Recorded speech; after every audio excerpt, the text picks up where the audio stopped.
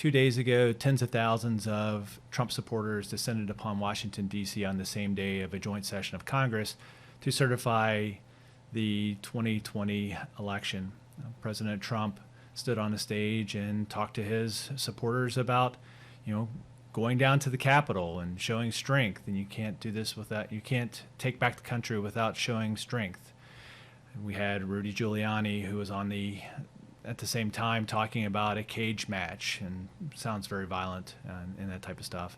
Don Jr. took the opportunity to show his bigotry by standing up on the stage and going into a anti-transgender tirade, calling trans women men and that type of stuff. And President Trump, doubled down on his own personal bigotry by calling former President Obama, Barack Hussein Obama, and then talking about the China virus.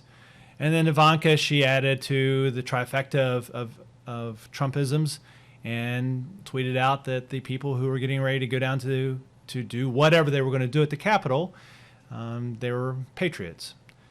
So 24 hours later, lots of calls for possible use of the 25th Amendment, talking about impeachment and other things. And then President Trump last night sent out or tweeted a video.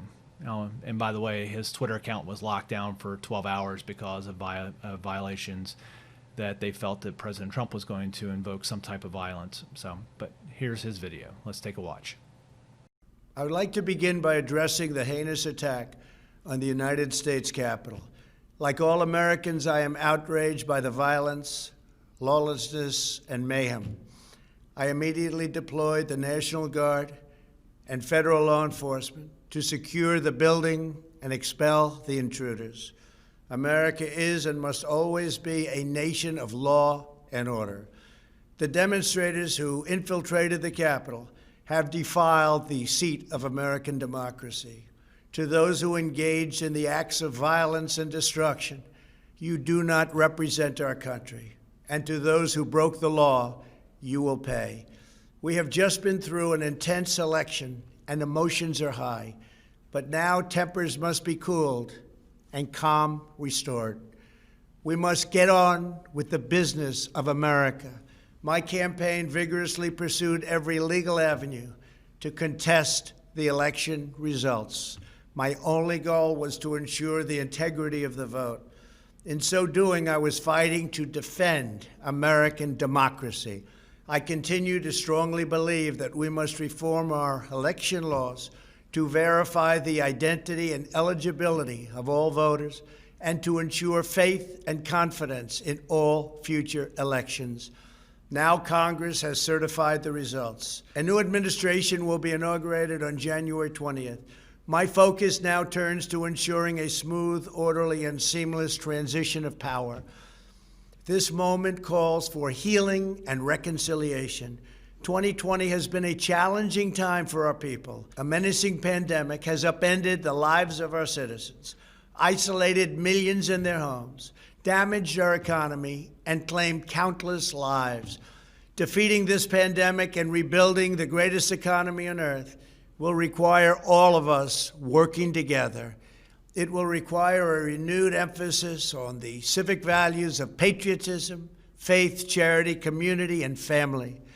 We must revitalize the sacred bonds of love and loyalty that bind us together as one national family. To the citizens of our country, serving as your president has been the honor of my lifetime. And to all of my wonderful supporters, I know you are disappointed, but I also want you to know that our incredible journey is only just beginning. Thank you, God bless you, and God bless America. So that was my first time watching that, and wow. Okay, so I got a couple comments.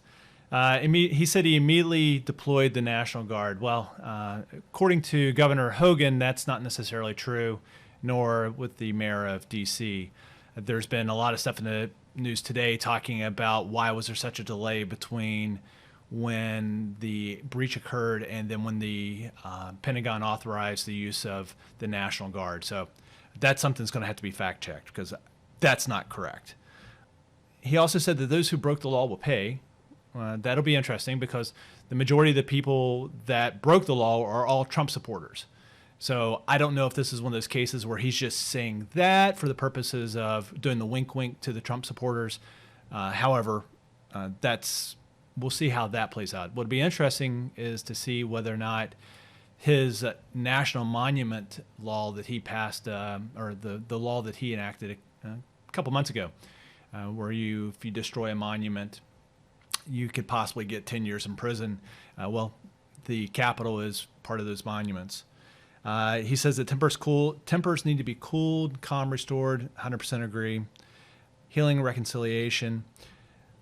I was rather surprised he talked about the pandemic. For those who've followed me since, for the last year, you'll know that part of my whole will President Trump keep the keys to the White House, the pandemic was something that was key to him to be successful. That's one of the keys that he gave away. You can go back and read my blogs and so forth.